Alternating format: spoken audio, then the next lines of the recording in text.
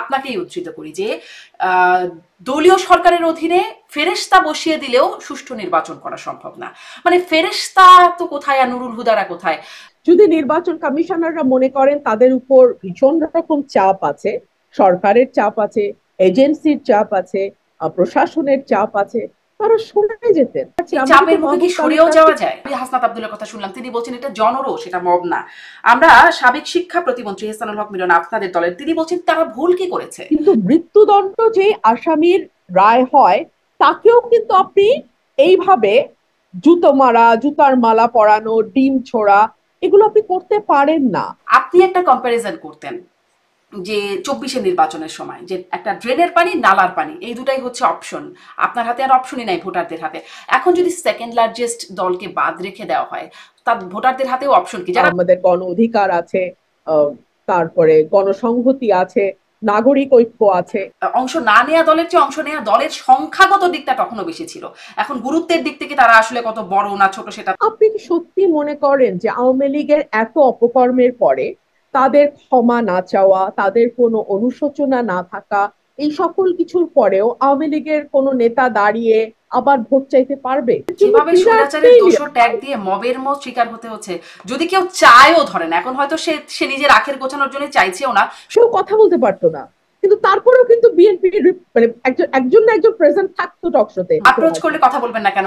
বরং তারা বিবিসিতে কথা বলছেন। বিএনপি কি নিজের ভুলও স্বীকার করে? কারণ তত্ত্বাবধায়ক সরকারকে বিতর্কিত করবার যে অভিযোগটা, নতুন শুরু হয়েছে, আগে ছিল রাজা খানের দোসর, এখন হয়েছে ফ্যাসিস্টের দোসর, তাই না? মানে চেতনা বনাম চেতনা, এই যুদ্ধটা যে কবে যাবে সেটি একটা। একদম। যে বাংলাদেশের রাজাকার শাবক, মুক্তিযোদ্ধার সন্তান, এই যে ডিভিশন, এই যে ভাগ, হ্যাঁ, রয় এজেন্ট, আইএসআই এজেন্ট, এই যে নোংরা ডিভিশন। প্রশ্ন হবে লাগামহীন, জানতে চাই, জানাতে চাই এই সময়ের পালস অফ পলিটিক্স। সাবেক 3 সিএসির বিরুদ্ধে বিএনপির করা মামলায় গ্রেপ্তার হয়েছেন 2 জন। তাদের মধ্যে নুরুল হুদা শিকার হয়েছেন মব হেনস্থার, যার নেতৃত্বে ছিল বিএনপির অঙ্গ সংগঠন স্বেচ্ছাসেবক দলের নেতাকর্মীরা। পুলিশের সামনে এমন ঘটনায় পুলিশ যেমন ছিল নিষ্ক্রিয়, তেমনি সমালোচনা করলেও দায়ীদের বিরুদ্ধে শক্ত ব্যবস্থা নিতে বিএনপিও নিষ্ক্রিয়। 14, 18, 24 তিনটি বিতর্কিত নির্বাচনের দায় তৎকালীন নির্বাচন কমিশন এবং সরকারে থাকা আওয়ামী লীগের, তেমনি মাগুরা নির্বাচন, 15ই ফেব্রুয়ারি নির্বাচন, তত্ত্বাবধায়ক সরকারকে বিতর্কিত করে 1/11 প্রেক্ষিত তৈরির দায়ও কি এড়াতে পারে বিএনপি? বর্তমান প্রেক্ষাপটে ডক্টর ইউনূস তারেক রহমানের লন্ডন বৈঠকে কেমন সমঝোতায় সুর নরম করলো বিএনপি? সেই বৈঠকের মতোই প্রধান উপদেষ্টা এবং সিএসির বৈঠকও হলো ক্লোজ ডোর। জনগণকে ধোঁয়াশায় রেখে এমন সব ক্লোজ ডোর বৈঠক কেন? এই আলোচনায় স্বপ্ন ধরা নিবেদিত পালস অফ পলিটিক্সে আমার আজকের অতিথি বিএনপির সাবেক এমপি ব্যারিস্টার রুমিন ফারহানা। ব্যারিস্টার রুমিন ফারহানা, আপনাকে স্বাগত জানাচ্ছি পালস অফ পলিটিক্সের আমার আজকের আয়োজনে। আপনি একাধারে একজন আইনবিদ, আপনি আইনজ্ঞ, আইন প্রণেতা, সাবেক আইন প্রণেতা, রাজনীতিক। আপনার কাছে অনেকগুলো অ্যাঙ্গেল থেকে প্রশ্ন করতে পারবো। অনেক কিছুই এখন আসলে ঘটে যাচ্ছে এবং যেগুলো খুব আলোচিত হচ্ছে। ঐক্যমত কমিশনের আলোচনা চলছে, এদিকে সিইসিদের আদালতে তোলা হচ্ছে, সেখানে মবের ঘটনা ঘটছে, অনেক কিছু। আমি শুরু করি মানে মূলত এই প্রসঙ্গটা দিয়ে যে সাবেক সিইসিদেরকে আদালতে নেওয়া হলো, দেখলাম আমরা। একটু আপনাদের দলের অবস্থানটা শুনি। আপনারা সমালোচনা করেছেন যে মবটা হয়েছে, তার একটা সমালোচনা করেছেন, কিন্তু মবের নেতৃত্বে দেখা গেছে স্বেচ্ছাসেবক দলের সদস্যদের। আপনারা আসলে দলীয়ভাবে কি ব্যবস্থা নিলেন? আমি খুব খুঁজে পাইনি কিন্তু ব্যবস্থার বিষয়টা।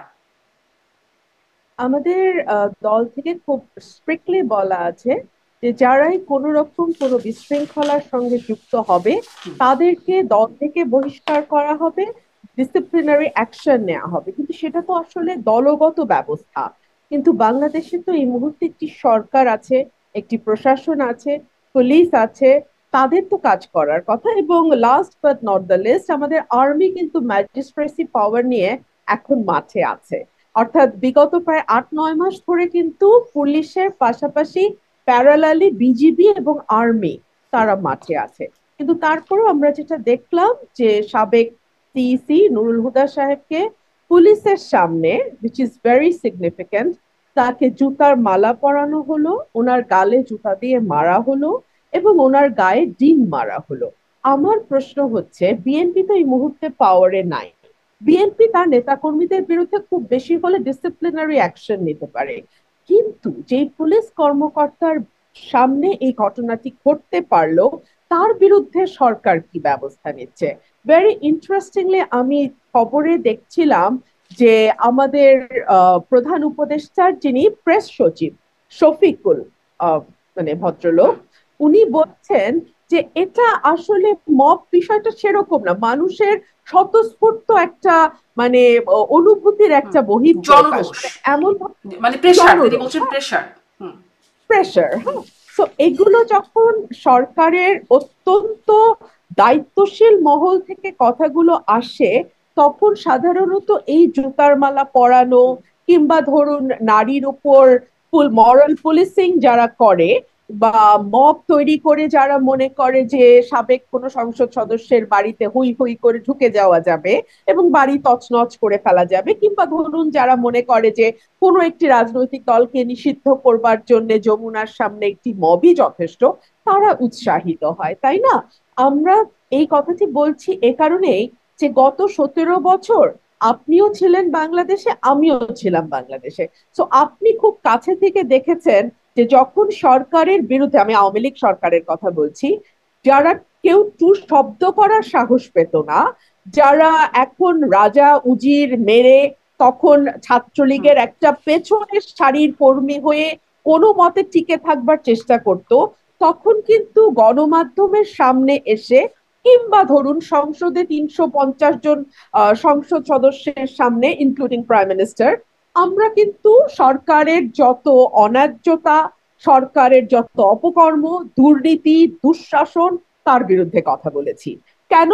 কারণ আমরা চেয়েছি একটি সহিষ্ণুতার বাংলাদেশ জি, তৈরি করতে। কিন্তু এখন আমরা আপনারা চেয়েছি কি করলেন সেটা একটু প্রশ্নের জন্য করছিলাম, যে স্বেচ্ছাসেবক দলের সেই নেতাদের বিরুদ্ধে দল কি ব্যবস্থা নিল? আপনি বলছিলেন পুলিশের নিষ্ক্রিয়তা, একদমই তাই। পুলিশের সামনেই ঘটনা ঘটলো, পরে দেখলাম সেনাবাহিনী থেকে একজনকে গ্রেপ্তার করা হলো, পরে আবার খুব দ্রুত জামিনও হয়ে গেল। যাই হোক, আদালতের প্রসঙ্গটাতে একটু আলাদা আলাদা করেই আসবো, কিন্তু দল কেন কোনো ব্যবস্থা মানে কি নিল, আসলে কিছু নিল কি, কেন নিল না? আমি এই স্পেসিফিক ঘটনায় জানি না, তবে আমি যতদূর জানি এখন পর্যন্ত 3,000-এর উপরে আমাদের দল থেকে বহিষ্কার করা হয়েছে। আমি এই যে বহিষ্কারের যে সংস্কৃতি বিএনপি শুরু করেছে, এটাকে আমি খুব পজিটিভলি দেখি। কেন দেখি?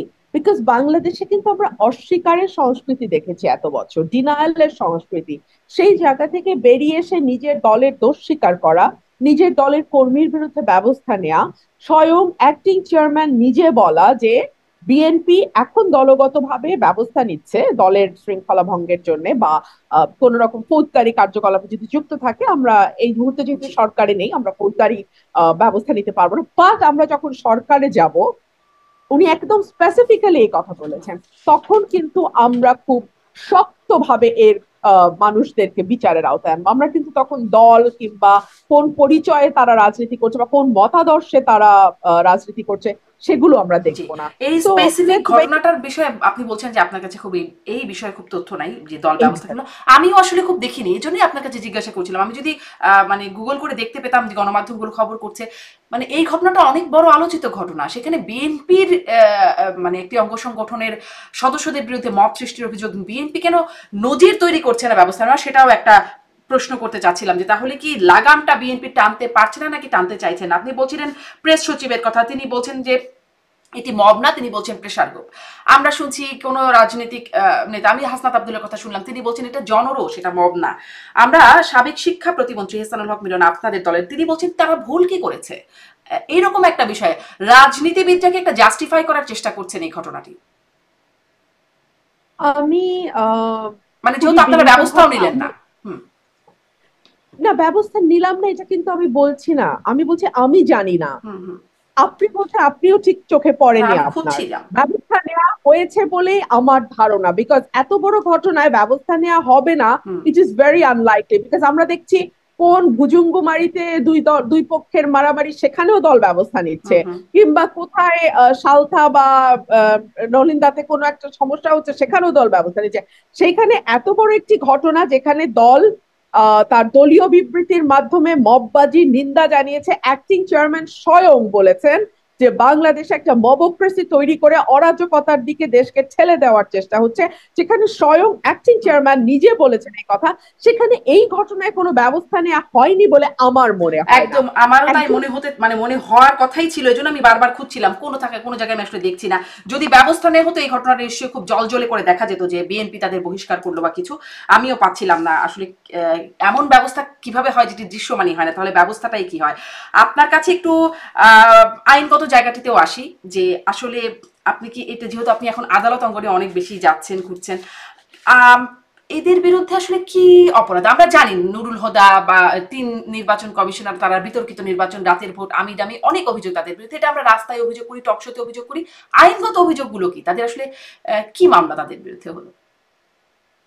দেখুন, ওনাদের বিরুদ্ধে কি মামলা হয়েছে সেটা ওনাদের আইনজীবীরা বলতে পারবে, কোন ধারায় হয়েছে বা কোন প্রসিডিংসে হয়েছে আমি জানি না।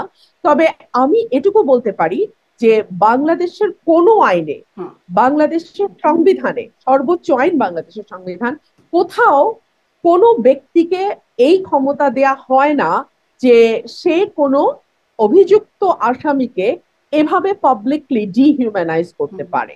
হ্যাঁ, যদি তার মানে আইন ওরকম হয়, যদি সে অপরাধ সেরকম করে, তাহলে বাংলাদেশের সর্বোচ্চ যেই শাস্তি মৃত্যুদণ্ড, সেটাও হতে পারে। মানে আমি হুম তর্কের খাতিরে বলছি, কিন্তু মৃত্যুদণ্ড যে আসামির রায় হয়, তাকেও কিন্তু আপনি এইভাবে জুতো মারা, জুতার মালা পরানো, ডিম ছোড়া, এগুলো আপনি করতে পারেন না।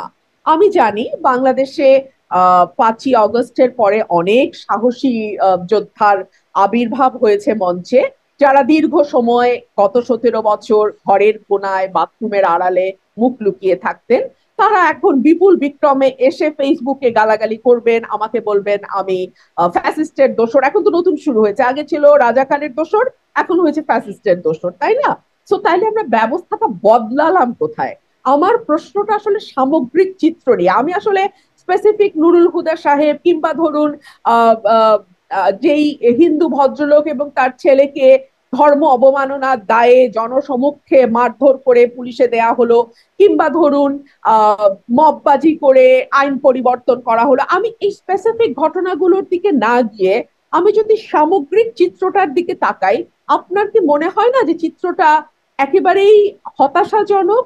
এবং আমরা যে পরিবর্তনের জন্য লড়াইটা হুম করেছিলাম, আমি আমি আমার ব্যক্তিগত কথা বলতে পারি, আমি 17 বছর লড়াই করেছি, মানে 15 বছর তো বটেই। হুম ঠিক আছে, আমি আমার প্রফেশন টফেশন একদিকে ফেলে দিয়ে আমি যুদ্ধটা চালিয়েছি।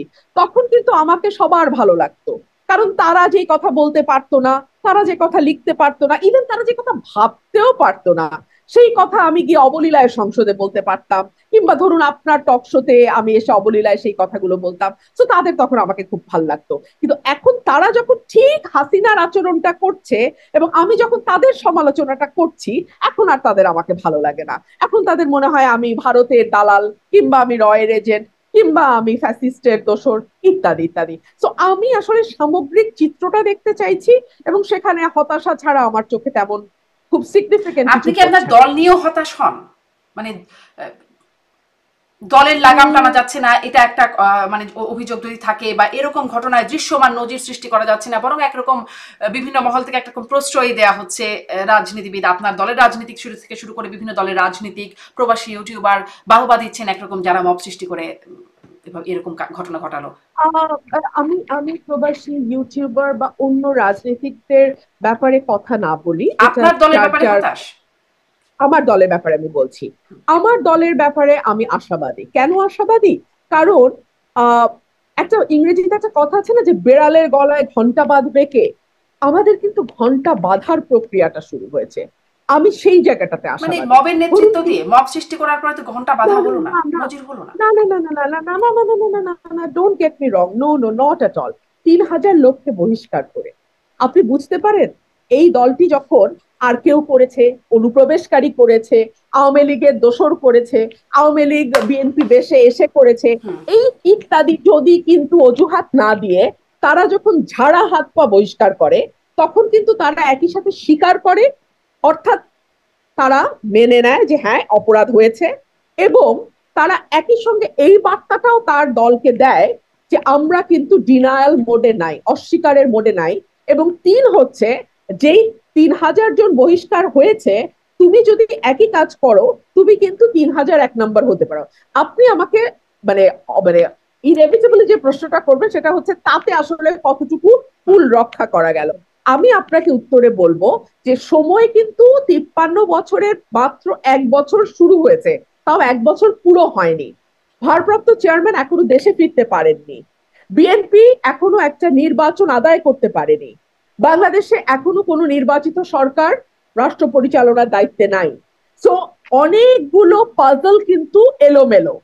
এই জিনিসগুলো যদি মোটা দাগে ঠিক জায়গায় আসে, ধরুন একটি নির্বাচিত সরকার আসলো, ধরুন রাজনৈতিক দলগুলো তাদের রাজনীতি করার স্পেস পেল, মানে যেভাবে একটা ডেমোক্রেটিক গভর্নমেন্টের সময় হয়ে থাকে, এগুলো যখন পুরো দমে শুরু হবে এবং প্রশাসন একটি নির্বাচিত সরকারের অধীনে, আমি ডে ওয়ান থেকে বলেছি, বেটার কাজ করে দেন একটা অনির্বাচিত সরকার। কিন্তু অনির্বাচিত সরকারের আনসার্টেনটি থাকে, তারা যে কোনো দিন চলে যাবে, তখন আসলে আমাদের কি হবে, ইত্যাদি ইত্যাদি। আমরা সবসময় পছন্দ করে একটা স্টেবল দলীয় সরকারের অধীনে কাজ করতে। এখন এটা ভালো হোক মন্দ হোক, দ্যাট ইজ দ্য রিয়ালিটি।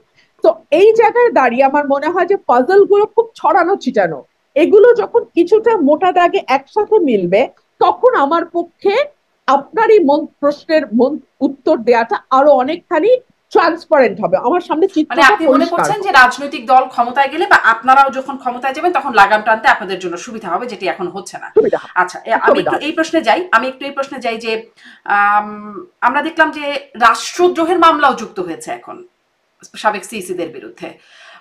রাষ্ট্রদ্রোহের সংজ্ঞাটাও আমি একটু পড়বার চেষ্টা করছিলাম, আর একবার একটু দেখার চেষ্টা করছিলাম কিভাবে আসলে তাদের বিরুদ্ধে রাষ্ট্রদ্রোহ মামলা হয়। আহ সেটি যারা মামলা দায়ের করেছে, মামলা পরিচালনা করবে, তাদের পক্ষেই বলা মানে সম্ভব। আপনারা তবে এতদিন হ্যাঁ, পরে মামলাটা করলেন কেন? বিএনপির পক্ষ থেকে তো মামলা হলো প্রথমে তাদের তাদের বিরুদ্ধে। দেখুন, এটা তো অস্বীকার করবার কোনো উপায় নাই হুম, যে 14, 18 এবং 24 যে 3টি নির্বাচন হয়েছে, সেই 3টি নির্বাচন ভয়াবহ রকম কারচুপিপূর্ণ, এবং সেই 3টি নির্বাচন মোটা দাগে, এবং বিশেষ করে 18 নির্বাচন, হুম, হ্যাঁ, হুম, নুরুলহুদার অধীনে যে নির্বাচন, সেটা ভয়াবহ নির্বাচন, মানে মধ্যরাতের নির্বাচন। সেই নির্বাচনে তো আসলে বিএনপি অংশ নিয়েছিল, তাই না? তো এই 3টি নির্বাচন বাংলাদেশের ইতিহাসে কলঙ্কিত নির্বাচন। এবং এই 3টি নির্বাচন কমিশনের অধীনে এই 3টি নির্বাচন হয়েছে। তারা কিন্তু প্রত্যেকেই শপথবদ্ধ কমিশনার যে তারা বাংলাদেশে একটি প্রত্যক্ষ ভোটে, মানুষের প্রত্যক্ষ ভোটে নির্বাচিত সরকারের কাছে আহ, মানে হুম। ক্ষমতা যাবে আর কি, মানে তারাই মেজরিটি পাবে। কিন্তু মানুষের প্রত্যক্ষ ভোট হতে হবে। যদি নির্বাচন কমিশনাররা তাদের এই শপথ রক্ষা করতে না পারেন, যদি নির্বাচন কমিশনাররা মনে করেন তাদের উপর ভীষণ রকম চাপ আছে, সরকারের চাপ আছে, এজেন্সির চাপ আছে, প্রশাসনের চাপ আছে, তারা সরে যেতেন। তারা বলতেন আমি দায়িত্ব পালন করতে পারছি এই না। আমরা কিন্তু চাপের মুখে কি মাহবুব সরেও তালুকদারকে, যাওয়া যায়? কেন নয়, আমরা তো, অথবা আপনারা ওই জায়গা থেকে বসেই তাদের গলা মানে কণ্ঠ রেইজ করতেন। আমরা তো মাহবুব তালুকদারকে দেখেছি, তিনি তার তিনিও তো সরে যাননি, কথাগুলো হ্যাঁ। যতটুকু সম্ভব না সরে যাননি, কিন্তু তিনি তার মাধ্যমে আমরা অনেক কথা জানতে পেরেছি। তাতে কতটুকু লাভ হয়েছে কি হয়েছে সেটা ভিন্ন আলাপ। লাভ হয়নি তাও কিন্তু না, সরকারের বিরুদ্ধে জনমত গঠনে এবং সরকারের এই ধরনের তঞ্চকতা, এই ধরনের কারচুপি ব্যাপারে মানুষের মধ্যে এক ধরনের কনসিয়াসনেস বা অ্যাওয়ারনেস গ্রো করতে ডেফিনেটলি মাহবুব তালুকদারের সেই সময়কার কথাগুলো ভূমিকা রেখেছে, নো ডাউট অ্যাবাউট দ্যাট।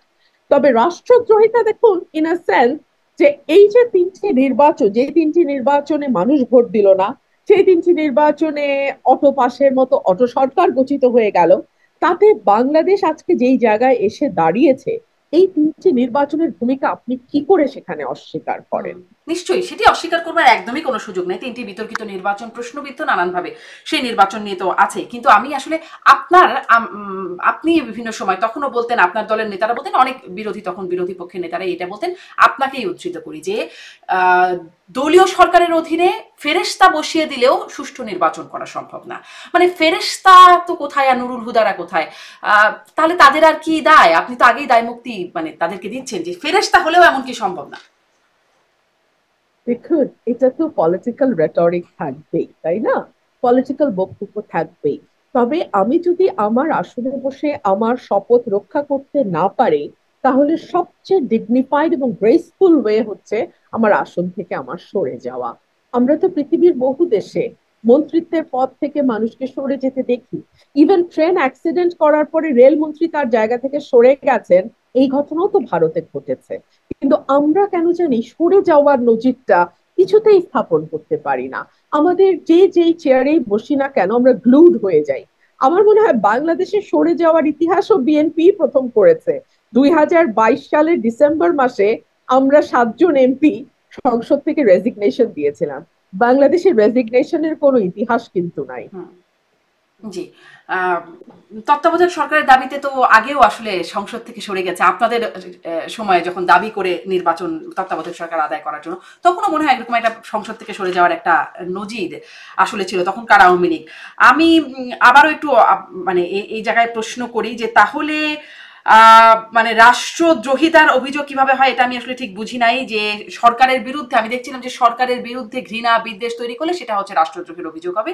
এটা আসলে তারা কিভাবে রাষ্ট্রদ্রোহের অভিযোগ হলো বুঝলাম না। একটু বলবেন এই বর্তমান সিইসি বা বর্তমান নির্বাচন কমিশনের জন্য এটি কি কোনো বার্তা দেয়? কারণ এনসিপি দল হিসাবে এই নির্বাচন কমিশনকে বিএনপির প্রতিপক্ষপাত দুষ্ট হিসেবে আখ্যায়িত করছে এবং তাদের পদত্যাগও চাইছে, বাতিল চাইছে।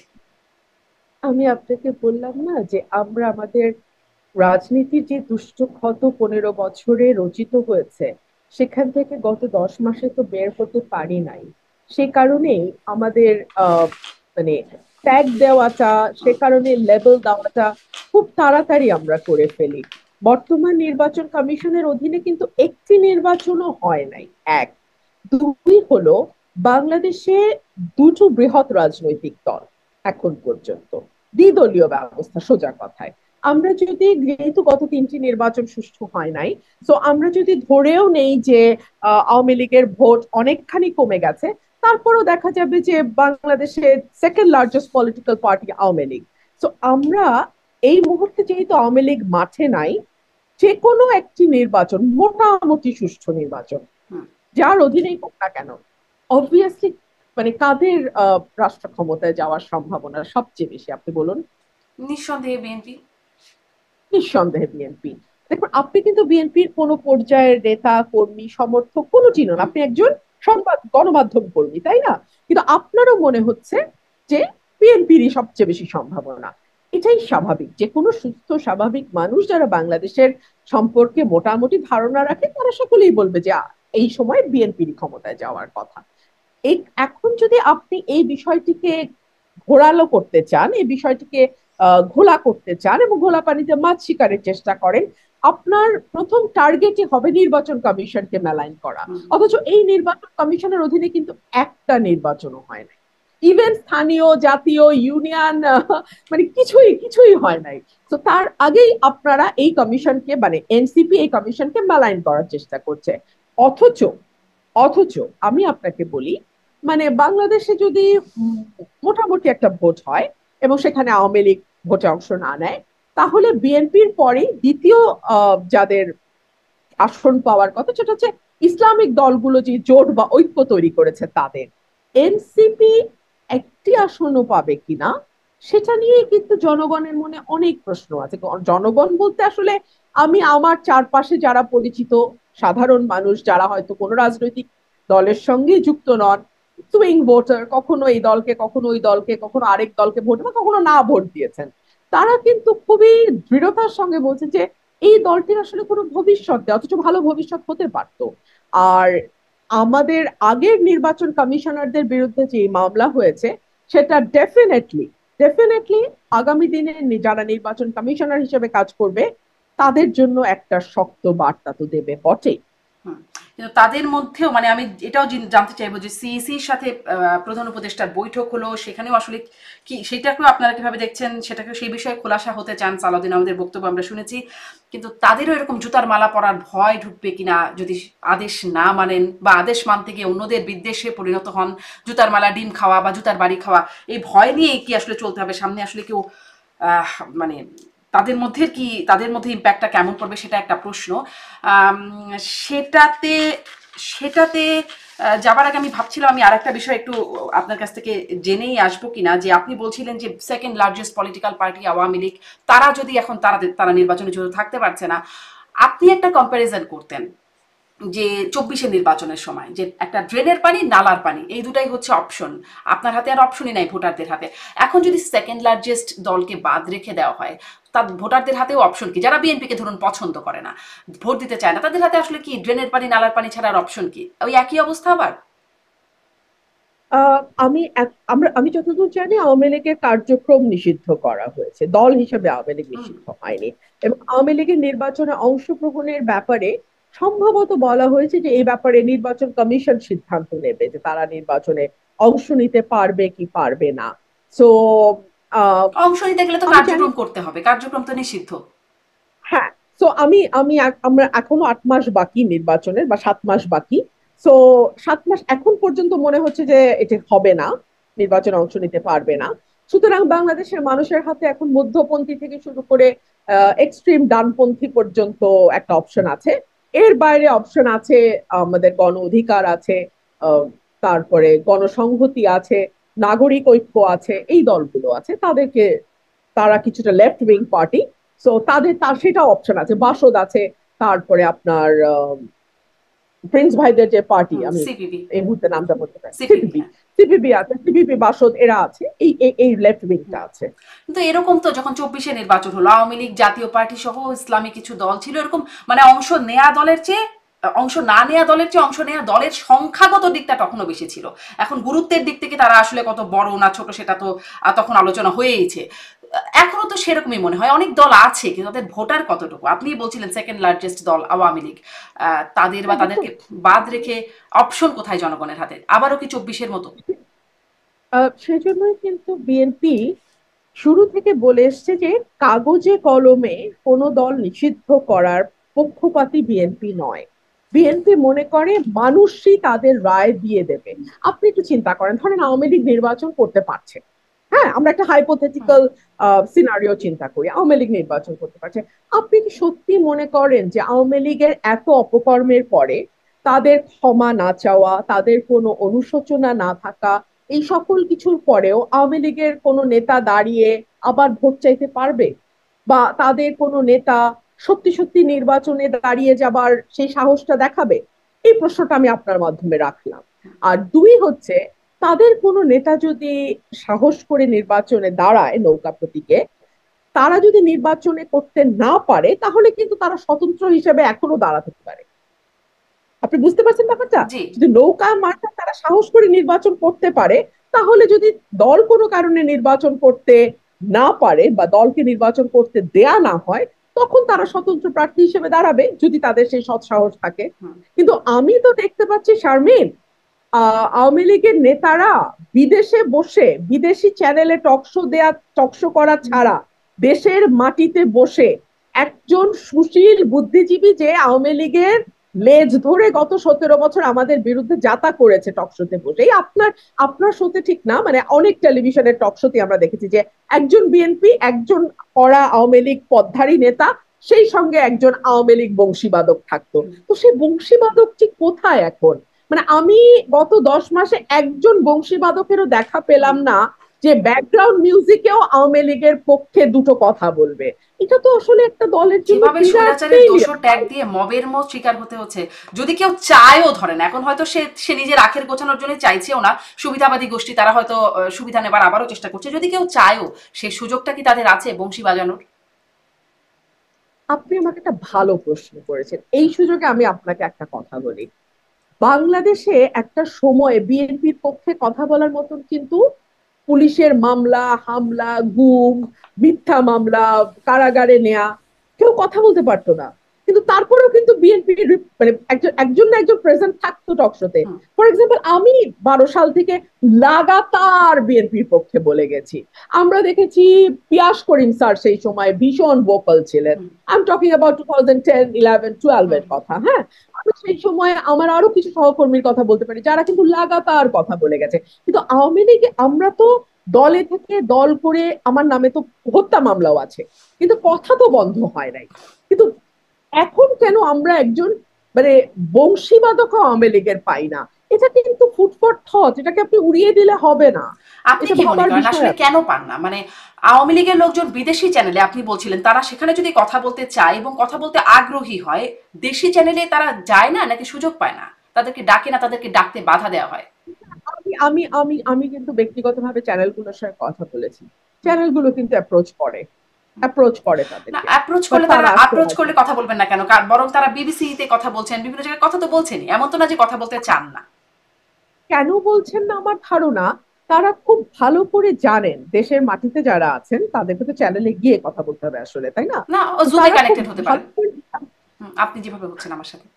আচ্ছা ঠিক আছে, তারা অ্যাটলিস্ট এইটুকু জানেন দেশের মাটিতে যারা আছে আমি তাদেরকে ধরছি, বিকজ আমি এতদিন পর্যন্ত আপনি যাদের কথা বললেন বিদেশি চ্যানেলে যুক্ত হয়েছে তারা সব বিদেশ থেকেই হ্যাঁ হয়েছে। হ্যাঁ হ্যাঁ, হ্যাঁ আমি নামগুলো দেখলে সবাই হ্যাঁ বিদেশ হ্যাঁ। থেকেই হয়েছে। হুম। তারা কেউ ডিসক্লোজও করতে চায় না তারা কে কোথায় আছে। কিন্তু বাংলাদেশ থেকে যদি কেউ হয় তাহলে তার একটা, মানে ডেফিনেটলি তারা স্বীকার করুক আর না করুক, deep down, deep inside, they know it very well that what they have done was really brutal. তারা যেটা করেছে সেটা আসলে কোনো সভ্য দেশে একটা ক্ষমতায় থাকা সরকার করতে পারে না।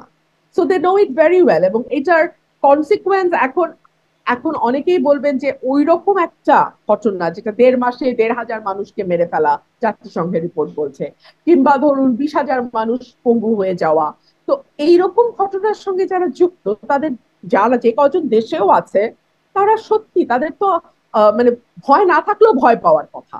যদি কোনো ভয় নাও থাকে তারপরও ভিতর থেকেই তাদের একটা ভয় থাকার কথা যে ও hmm. My God what we have done. এবং আমাদের নেতৃত্ব পালিয়ে গেছেন এবং গিয়ে তার মধ্যে কোন রকম কোনো অনুশোচনা, কোন রকম কোনো দ্বিধা, কোন রকম কিছু নাই, তিনি এক মাথা গুনছেন যে একে একে একে একে একে একে আমি ফাঁসি দিব। তো এইগুলো তো আসলে একটা পলিটিক্যাল দলের হয় না, তাই না? একটা পলিটিক্যাল দল তো আসলে এইভাবে হওয়ার কথা না। জি, তা তো বটেই, সেটা তো হবার কথাই না। কিন্তু আমি আসলে এটাও জানতে চাইছিলাম যে তারা যদি চায় তাদের কথা বলার সুযোগটা কোথায়? তাদের রাজনৈতিক কর্মকাণ্ডও নিষিদ্ধ, গণমাধ্যমেও খুব তাদের অ্যাক্সেস নাই। আচ্ছা আমি আপনাকে বলি, গণমাধ্যমে তাদের অ্যাক্সেস নাই, কথা বলা নিষিদ্ধ। আপনার নিশ্চয়ই মনে আছে যখন সব বন্ধ হলো আমি আমার নিজের একটা চ্যানেল রুমিনস ভয়েস খুলে নিজে নিজে কথা বলতাম, বলেছেন, হ্যাঁ। সেটাও তো তারা করতে পারেন, তাই না? আমরা কিন্তু তাদের কাউকে সেরকম তেমন বলেন দেখিনি মনে হয় করতে। এরকম দু একজনের কথা, তারপরে সেখান থেকে বেছে বেছে সংবাদ করা হয়। আমি দেখি গণমাধ্যমে সেখান থেকে সংবাদ হয়। আম, সাবেক প্রতিমন্ত্রী, তথ্য প্রতিমন্ত্রী আরাফাত, তার কথাও বিভিন্ন জায়গায়, বিবিসি সহ বিভিন্ন জায়গায় তাদের সেখান থেকে কথা বলেন। যাই হোক, সেটা তারা কতটুকু বলেন বলেন না, সেটি না হয় তাদের উপরে ছেড়ে দিলাম। কিন্তু আমার মানে তারা রাজনীতি করুক বা না করুক সেটি বিষয় না। দেশে আসলে পরিস্থিতিটা কি, দেশে আসলে আইনের শাসন হচ্ছে কিনা, তারা মানে যে কেউ রাজনীতির অধিকার পাচ্ছে কিনা, এই বিষয়টাই আপনার কাছে আইনজীবী হিসেবে, রাজনীতিক হিসেবে আমি আসলে এই প্রশ্ন করছিলাম যে দেশে রাজনীতি করতে গেলে মবের ভয়ের শিকার হতে হয় কিনা। আমি একটু মানে তাদের বিরুদ্ধে তো অভিযোগ উঠছে, আমি বলছি সিইসিদের বিরুদ্ধে অভিযোগের কথা। আপনারা অভিযোগ করছেন নির্বাচন ইত্যাদি বিতর্কিত সংখ্যাগরিষ্ঠ, যেটা কিনা ফ্যাক্ট আসলে হয়েছে সেইগুলোর বিষয়। কিন্তু বিএনপি কি নিজের ভুলও স্বীকার করে? কারণ তত্ত্বাবধায়ক সরকারকে বিতর্কিত করবার যে অভিযোগটা, পুরনো অভিযোগ, সেটা আপনাদের বিরুদ্ধে কিন্তু আছে, যে কে এম হাসানের বয়স বাড়িয়ে কে এম হাসানকে প্রধান বিচারপতি করার একটা উদ্যোগ, 65 থেকে 67 প্রধান বিচারপতি, মানে বয়স বাড়ানো, বিচারপতিদের বয়স বাড়ানো, তিনি অস্বীকৃতি জানালে আন্দোলনের মুখেই, যখন আওয়ামী লীগের প্রবল আন্দোলনের মুখে তিনি অস্বীকৃতি জানালেন। তারপরে ইয়াজউদ্দিন আহমেদ রাষ্ট্রপতি, তিনি সংবিধানের বাকি সব বিকল্প, 4টা বিকল্প ছিল, তাদের সবগুলোকে অগ্রাহ্য করে, সেগুলো লঙ্ঘন করে তিনি দায়িত্ব নিয়ে নিলেন। তিনি দায়িত্ব নেবার পরেও চলছিল পক্ষপাত দুষ্ট নির্বাচনের দিকে যখন আগাচ্ছিলেন, তখন উপদেষ্টারা পদত্যাগ করতে থাকলেন। এরকম একটা পর্যায়ে সেনাশাসিত তত্ত্বাবধায়ক সরকার চলে আসলো, এবং তারপরে সেই 1/11 আর কি, সেই বিখ্যাত 1/11, এই যে প্রেক্ষাপট, এর দায়টা কি বিএনপিও স্বীকার করে? আমি যদি আপনার সকল তথ্য সত্য বলে ধরে নিই, আমি যদি তর্কের খাতিরে আপনার ব্যাখ্যাটিকেও সত্য বলি, ফ্যাক্ট একটা জিনিস, সেটার ব্যাখ্যা অন্য ব্যাখ্যাটা কি জিনিস, হ্যাঁ? বেঠিক? আমি, না আমি আপনারটাই ধরে নিলাম, ব্যাখ্যাটা তো আমার ব্যাখ্যা আমি দেবো, আপনারটা না, আপনি আমি দেবেন, গণমাধ্যমগুলো, আরেকজন সবগুলো সাক্ষী দিবে। গণমাধ্যম, মানে এই তথ্যটা আপনি সব আপনি গণমাধ্যমে দেখবেন। তথ্যটা দিচ্ছেন, হ্যাঁ হ্যাঁ, হ্যাঁ। আমি ব্যাখ্যাটাও সরিয়ে রাখলাম। তথ্য অনুযায়ী যদি সব কিছু আমি স্বীকার করে নেই, বিএনপি কি তার মূল্য 17 বছর ধরে দেয় নাই? এটা এক। তো স্বেচ্ছায় দেয় নাই। দুই হলো, হুম। দুই 1/11 প্রেক্ষাপট তৈরি হওয়ার পরে, 1/11 পরে যেই 2008-এর নির্বাচন, সেই নির্বাচনটিকে দেশি এবং বিদেশি ষড়যন্ত্রের ফসল হিসেবেই আমরা দেখি হুম সেটা। এবং তার ধারাবাহিকতায় 14, 18, 24 সেই তো একটা ধারাবাহিক চেইনের মতো। হ্যাঁ, তো কেউ তো আর স্বেচ্ছায় গিয়ে গুম হয় না, কেউ তো আর স্বেচ্ছায় গিয়ে বিচার বহির্ভূত হত্যার শিকার হয় না। সে মানে অনিচ্ছাই তো হয়, তাই না? কিন্তু হয়েছে তো বিএনপি, মাসুল তো দিয়েছে বিএনপি, তাই না? হুম। তো আপনি যেটুকু ভুল করবেন তাহলে কি তার এই 17 মাসুল। বছর মাসুল দিয়েছে আসলে বিএনপি? আমি যদি আপনার তথ্যগুলোর সাথে একমত হয়ে আপনার ব্যাখ্যাকে আমার ব্যাখ্যা হিসেবে ধরি, তাহলে তর্কের খাতিরে আমি বলতেই পারি আপনার কথা এবং আপনার ব্যাখ্যা হুম। যদি সঠিক হয়, তাহলে তার প্রেক্ষিতে বিএনপি 17 আপনি কি এই বছর ধরে তথ্যকে তো চ্যালেঞ্জ রাজত্ব। করেন নাকি মেনে নিয়েই বলছেন যে মাসুল হয়েছে তাহলে? বিচারপতিদের বয়স বাড়ানো নিশ্চয়ই হয়েছে, হুম কিন্তু সেটি কেন হয়েছে, সেই সময় আইনমন্ত্রীর মনের ভিতরে কি ছিল, সেই সময় প্রধানমন্ত্রীর চিন্তার জগতে কি ছিল, সেটা তো আমি বলতে পারবো না। হুম। সেটা তো আইনমন্ত্রী তৎকালীন মওদুদ আহমেদ এবং প্রধানমন্ত্রী দেশনেত্রী বেগম খালেদা জিয়াই জানেন। এটা তো আর আমি বলতে পারবো না তাদের মনের মধ্যে কি ছিল। বিচারপতিদের বয়স বাড়ানো হয়েছে, নিশ্চয়ই বাড়ানো সব হয়েছে। মানে এখন পলিটিক্যাল আপনি অ্যানালিস্টদের কথা তো আমরা আমলে নেই, এখনো নেই, এখনো যারা মানে বিশ্লেষণ করেন তাদের কথা আমরা আমলে নেই। তখনকার আমল, তখনকার কথাও যদি নেই, সবাই কিন্তু এই ব্যাখ্যাটা করেন। মহিউদ্দিন খান আলমগীরের কথা যদি ধরি, তারপরে আমি দেখছিলাম মানে Mohiuddin BBC Khan voice of Alamgir, Mohiuddin Khan Alamgir. কি যেন নাম ওনার, জাসদের উত্থান পতন বিখ্যাত বইটা লিখেছেন যিনি, মহিউদ্দিন, মহিউদ্দিন আহমেদ, মহিউদ্দিন আহমেদ। মহিউদ্দিন আহমেদ, আমি দুঃখিত, একটু ভুল হয়ে গেছে নাম বলতে। জি জি, মাফ করবেন আপা। হ্যাঁ। এখন যেটাই হোক, হ্যাঁ, আমি যদি মহিউদ্দিন আহমেদের ব্যাখ্যাও সঠিক হুম ধরে, এটা আমার ব্যাখ্যা না, এটা মহিউদ্দিন আহমেদের ব্যাখ্যা, হুম। তার ব্যাখ্যাও যদি আমি সঠিক ধরে নেই, তাহলে তো ডেফিনেটলি এটাকে আপনার মাসুল বলতেই হবে। তাহলে আপনি চিন্তা করেন, 2 বছর বয়স বাড়ানোর মাসুল যদি 17 বছর হয়, তাহলে এই 17 বছরে বিএনপির 1.5 লক্ষ নেতাকর্মীকে সকাল বিকাল মামলা দেয়া, বিএনপির চেয়ারপারসনকে 77 বছরের সলিটারি কনফাইনমেন্টে নেওয়া, বাড়ি ছাড়া করা, বিএনপি নেতাদের গুম করা, হত্যা করা, এবং last but not the least, এই 1.5 মাসে 1.5 হাজার মানুষকে হত্যা করা এবং 20 হাজারের উপরে আহত করা, অন্ধ করা, এটার মাসুল আওয়ামী লীগকে কত বছর দিতে হবে? অবশ্যই দিতে সেই হবে। সঙ্গে আপনার কারচুপিপূর্ণ নির্বাচন আছে, উইদাউট অনুশোচনা তাদের বড় বড় কথা বলা আছে, দেশ থেকে পালিয়ে যাওয়া আছে, অনেক কিছু আছে। হুম। তো তাইলে বোঝেন, 2 বছরের মাসুল যদি 2 জি। বছর বাড়ানোর মাসুল, তাও সেটার অর্থ ভিতরে তাদের কি জি। ছিল না না, তারাই জানে। ব্যাস হ্যাঁ, রুমিন ফারনা, 2 বছর বাড়ানোটা তো অপরাধ না।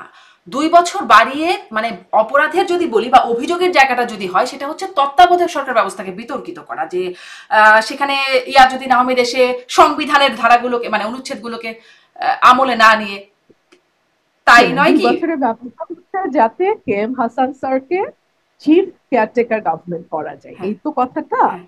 আচ্ছা, এখন তারপর দুই তিনি যখন না বছর হলেন তখন ইয়াজুদ্দিন আহমেদ হয়ে গেলেন।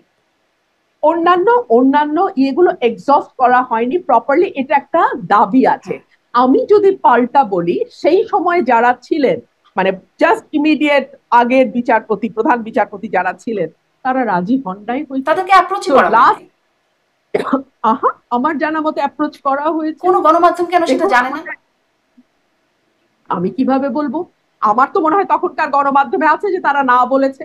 এখন আপনাকে তাহলে 17 বছর আগের গণমাধ্যমে হ্যাঁ, আমি যেতে হবে। আসলে তাই এটা আমার দেখছিলাম। সামনে, আমি ওই সময় আমার সামনে গণমাধ্যম, গণমাধ্যম তো এখন সুযোগ হয়ে গেছে, ডিজিটাল প্ল্যাটফর্ম। আমি আসলে ওখানেই দেখছিলাম সবগুলো, এবং আমি দেশীয় গণমাধ্যম বাদ দিয়ে মানে একটু আন্তর্জাতিক, BBC Bangla, voice of America, Deutsche বেলে, এই গণমাধ্যমগুলো আমি খুব খোঁজ নিচ্ছিলাম। একটাতেও এরকম দেখা যায়নি তাদেরকে অ্যাপ্রোচ করা হয়েছে। প্রত্যেকটাতে একই কথা বলছে যে তাদেরকে সবগুলো বিকল্পকে বাদ দিয়ে ইয়াজুদ্দিন আহমেদ ক্ষমতা নিয়ে নিলেন। আমি জানি না, আমার সামনে এখন পত্রিকা নাই। আপনার তথ্যের উপর ভিত্তি করে আমাকে বলতে হবে। আপনার তথ্যের উপর ভিত্তি করে যদি আমি বলি, আমরা কিন্তু একই জায়গায় হুম ঘুরপাক খাচ্ছি শারমিন, আপনি কিন্তু আগাচ্ছেন না। হুম। মাসুল দিয়েছে, ঠিক আছে। আচ্ছা, মার্শাল দিয়েছেন, আচ্ছা ঠিক আছে, এতটুকু যদি এখানে যদি শেষ হয় তাহলে আগাই একটু সামনের দিকে, সামনের দিকে আগাই। যে ঐকমত কমিশনের বৈঠক হচ্ছে, 10 বছর প্রধানমন্ত্রীর মেয়াদকাল, সেটা নিয়ে এক মানে শর্ত সাপেক্ষে রাজি হচ্ছে বিএনপি, আবার হচ্ছে না, এরকম একটা জায়গায় আপনি কি আসলে দলের মধ্যে কি বিষয়টাকে স্পষ্ট হচ্ছে যে আসলে বিষয়টা কি হচ্ছে? বুঝিনি, মানে আবার বলেন প্রধানমন্ত্রীর বিষয়টা। মেয়াদ নিয়ে বিএনপি আসলে ছাড় দেবে, তার সাথে সাংবিধানিক মানে নিয়োগ সংক্রান্ত প্রতিষ্ঠান, এর সম্পর্ক কি, মানে এটা মানলে এটা হবে, এরকম কেন হচ্ছে? আপনি তো লয়ার স্টুডেন্ট, আমি যতদূর জানি নেগোসিয়েশনে এটাই হয়। হুম নেগোসিয়েশনে আপনি যখন একটা কিছু ছাড়েন, আপনি এক্সপেক্ট করেন আরেকজনের কাছ থেকে আপনি আরেকটা কিছু অ্যাচিভ করবেন, হুম সেজন্য আপনি ছাড়টা দেন। এভাবেই একটা নেগোসিয়েশন আগায়। যেহেতু এখন ঐক্যমতের যেই আলোচনা চলছে সরকারের সঙ্গে এবং অন্য রাজনৈতিক দলগুলোর সঙ্গে, that is nothing but negotiation. নেগোসিয়েশনে আমরা একটা পয়েন্টে ছাড় দেবো so that we can gain another point. এভাবেই আমরা বলছি যে ঠিক আছে আমরা 10 বছর মেনে নিচ্ছি, একজন প্রধানমন্ত্রী 10 বছর সর্বোচ্চ থাকতে পারবেন, কিন্তু তার বিনিময়ে আমরা সাংবিধানিক সংস্কার কি বলে এনসিসি আমরা মানতে এনসিসি। রাজি না। হ্যাঁ, ন্যাশনাল কনস্টিটিউয়েন্ট হ্যাঁ, কাউন্সিল সম্ভবত। তো তো সেটা হলে বা ওরকম একটা মানে ওটা বাদ দিয়ে একটা কমিটির কথাও বলা হচ্ছে, এটা হলে আসলে সমস্যাটা কি? যদি সাংবিধানিক সমস্যাটা নিয়োগগুলো কি? হয়, বলছে যে নির্বাহী ক্ষমতা, বিএনপি বলছে নির্বাহী ক্ষমতা কমানোর একটা প্রক্রিয়া চলছে, কেন সেটা মানে মনে হচ্ছে? আহ, আমি আমি আমি এনসিসির মেম্বার গুলো দেখছিলাম, প্রধানমন্ত্রী, লিডার অফ দি অপোজিশন, বিরোধী দলীয় নেতা, রাষ্ট্রপতি, speaker, deputy speaker, whereas speaker থাকবে সরকারি দল থেকে, ডেপুটি থাকবে বিরোধী দল থেকে। হ্যাঁ, আর আরেকটা দেখলাম স্পিকার, ডেপুটি স্পিকার, প্রধান বিচারপতি। তো তাহলে এই সংস্থাটি কোনোদিন কোনো বিষয়ে একমত হতে পারবে? আমার প্রশ্ন। আমার মনে হয় পারবে না। আপনার মনে হতে পারে পারবে, আমার মনে হয় পারবে না। বাংলাদেশের যে মানে রাজনৈতিক সংস্কৃতি, দুই হলো, যদি নির্বাহী বিভাগ বা সরকার কোনো ডিসিশনই নিতে না পারে, দেশটাকে আমরা চালাবো কি করে, আগাবে কি করে, বিএনপি ক্ষমতা আসলে বিএনপি চালাবে কি করে? প্রতিটি সিদ্ধান্তই যদি বাধার মুখে পড়ে, প্রতিটি সিদ্ধান্ত নিতেই যদি বাধা আসে, বিএনপি চালাবে কি করে দেশ? দুই। তিন হলো, এই প্রতিষ্ঠানটি কার কাছে জবাবদিহি করবে? কারণ এখানে আপনি প্রধান বিচারপতিকে ইনক্লুড করছেন, অর্থাৎ আপনি জুডিশিয়ারিও বাদ দিচ্ছেন না। সম্ভবত তিন বাহিনীও এর সাথে ইনক্লুডেড, তিন বাহিনীর প্রধানও থাকবে। তিন বাহিনীর, মেবি, হ্যাঁ। I am not very sure, I am not হ্যাঁ, ভেরি এদের শিওর। বাদ বাদ রাখারও একটা প্রক্রিয়া দেখছিলাম, মানে এদের তিন বাহিনীর যাই হোক, প্রধানকে মানে বাদ রাখা হবে, হ্যাঁ। আপাতত ইনিশিয়াল ছিল। ডিসিশনে তারা হ্যাঁ। ছিলেন। হ্যাঁ।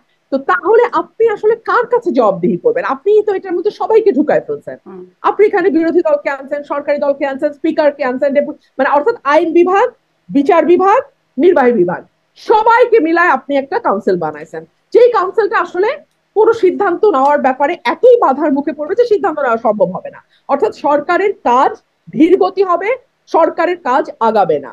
আর এই এই সংস্থাটি যদি কোনো রকম কোনো আহ মানে আহ, বিচ্যুতির সঙ্গে যুক্ত হয় বা কোনো রকম কোনো অ্যালিগেশন আসে, তখন আসলে কার কাছে আপনি যাবেন? Because chief justice is always also মানে পার্ট অফ দিস টিম। আচ্ছা, তো তার এটা মানে তার আসলে কারো ক্ষমতায় মাথায় গেলে ক্ষমতাসীন মানে সরকার যে যারা থাকবে তারা ঠিক মতো কাজ করতে পারবে না, তাদের ফাংশন করতে পারবে না, এই জন্য আপনারা এটার বিরোধিতা করছেন। এটা একটা বড় কারণ, আর এইটা একটা বড় জবাবদিহিতা কারণ। আরেকটা। আর আর 10 বছর প্রধানমন্ত্রীর মেয়াদ, এটি আসলে আপনারা কেন এখানে আটকে যাচ্ছিলেন?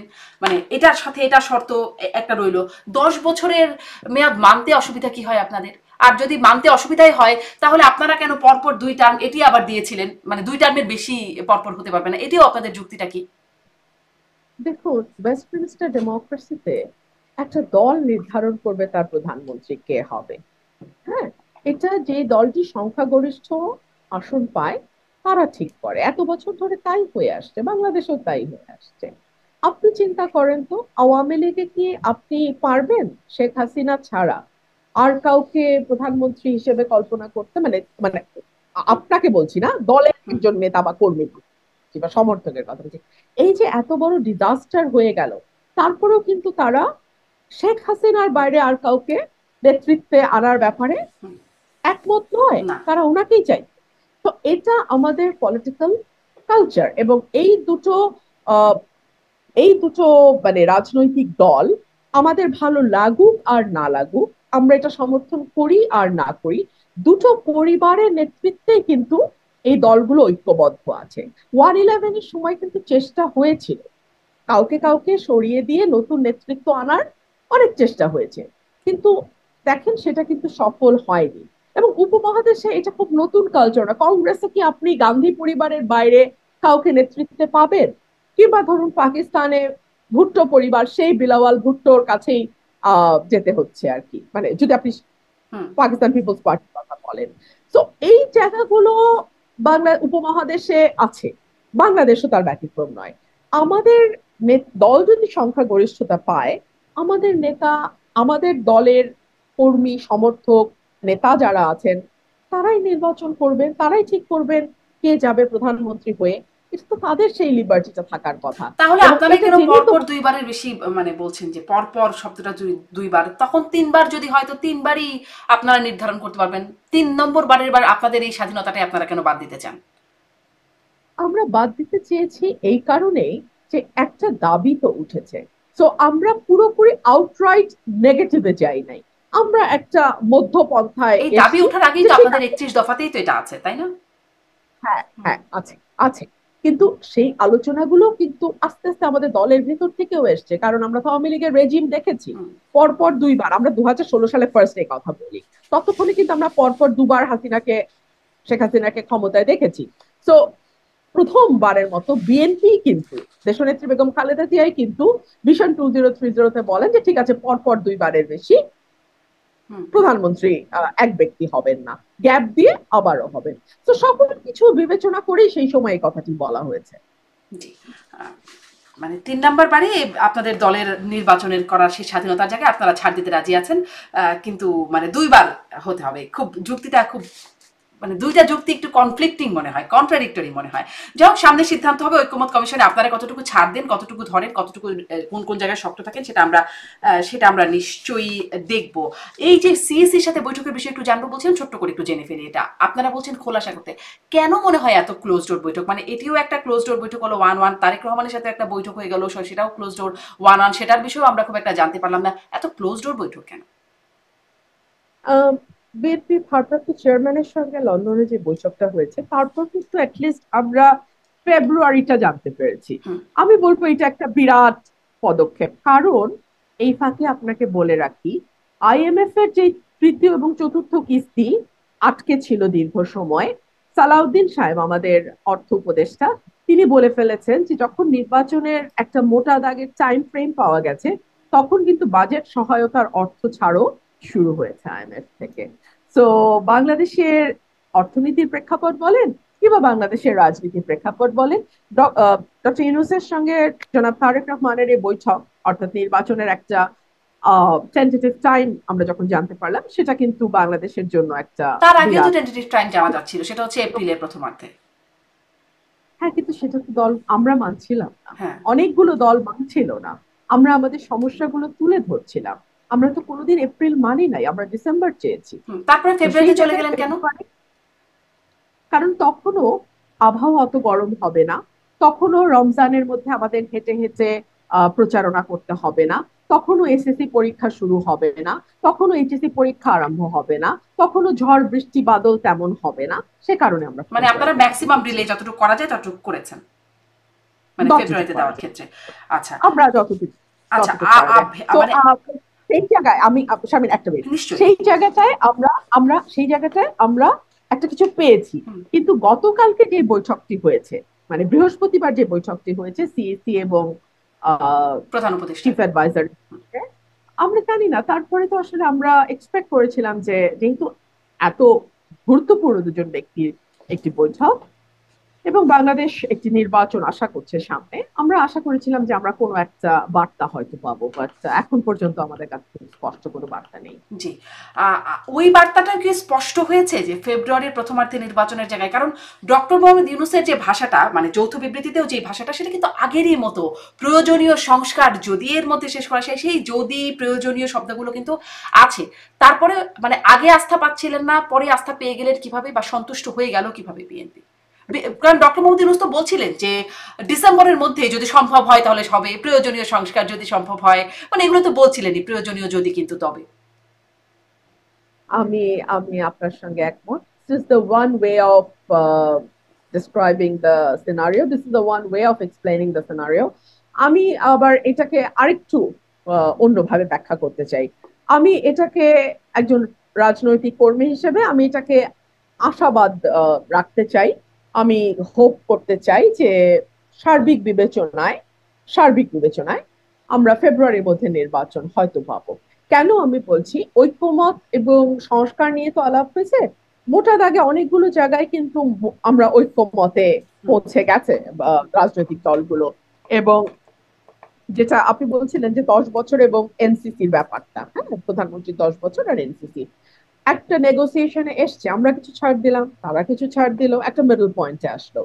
তো এরকম করে আমাদের হাতে এখনো 7 মাস সময় আছে। এর মধ্যে আমার মনে হয় যে সংস্কার একটা রূপরেখা পাবে। আর বিচারের কথাটা আমি একজন আইনজীবী হিসেবে বলি, বিচারের কিন্তু কোনো সময় দিয়ে নির্ধারণ করে বিচার হয় না। এটা হয় না, এটা না ফৌজদারি না দেওয়ানি কোনো বিচার টাইম, মানে এই 10 দিনে আপনাকে বিচার করে ফেলতে হবে, এটা হয় না ভাই।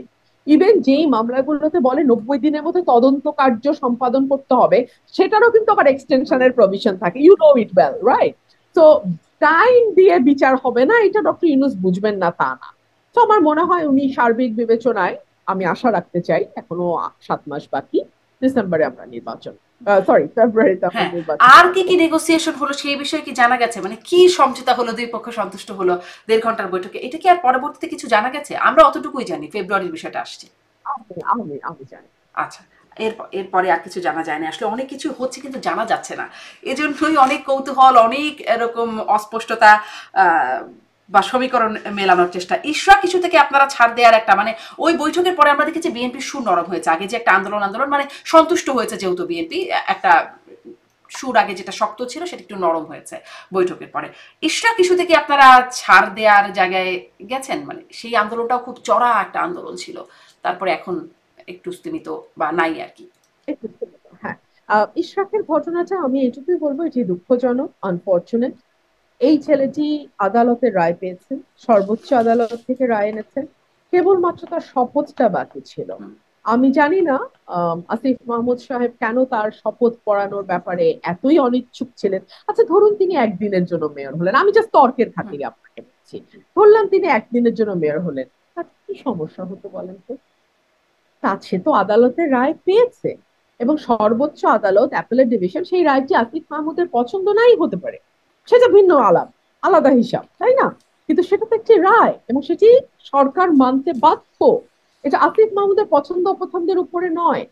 আপনি যখন এই রায়টি মানছেন না, তখন আমার মনে প্রশ্ন আসে যে আপনি যেমন হিজবুত তাহরীরের একজন কথিত সদস্যকে উত্তরে বসিয়েছেন, সেই রকমই কাউকে কি আপনি দক্ষিণের জন্য বেছে রেখেছেন?